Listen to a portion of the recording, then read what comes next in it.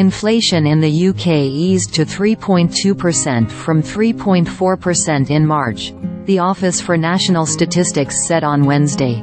But a set of higher-than-expected figures spurred investors to push back bets on the timing of the first Bank of England rate cut. Economists polled by Reuters had expected a reading of 3.1%. Food prices provided the biggest downward drag on the headline rate, the ONS said, while motor fuels pushed it higher.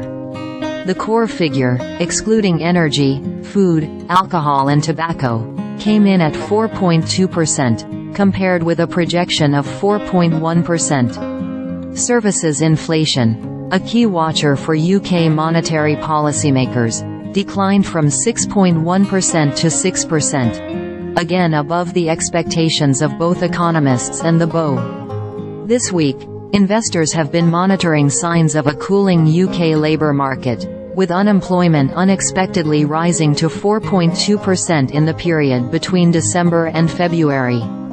Wage growth excluding bonuses meanwhile dipped from 6.1% in January to 6% in February.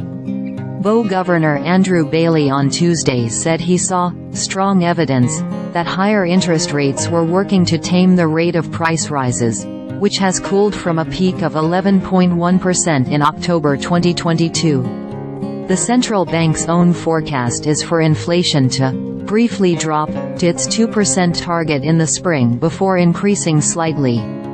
But a higher-than-expected March core print firmly above 4% is likely to increase speculation that inflation is proving stickier than recent forecasts have suggested, and the timing of the first interest rate cuts may be moving further down the line. Market pricing shifted on Wednesday, with a majority of investors now seeing a first cut of 25 basis points in September or November from the current rate of 5.25%. with only around a 25% likelihood of a June trim. Uncertainty has also been raised over the path of central banks around the world given signs of continued inflationary pressures in the US, with analysts questioning who will move ahead of the Federal Reserve. Camille de Courcel, head of European rates strategy at BNP Paribas, on Wednesday told CNBC's Squawk Box Europe that the latest data showed that the UK was going in the US direction, and provided a risk to her prior call for a June rate cut from the BOE. While labor data surprised to the downside, the ONS has cautioned its month-on-month figures may be skewed by methodological issues.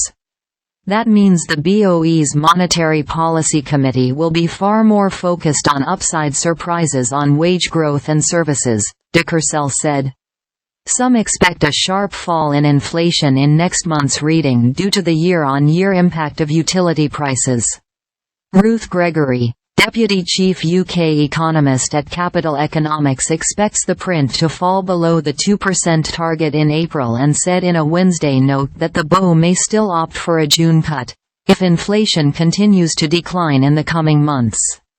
But risks of US-style stickiness or inflation fueled by geopolitical tensions in the Middle East are high, she added.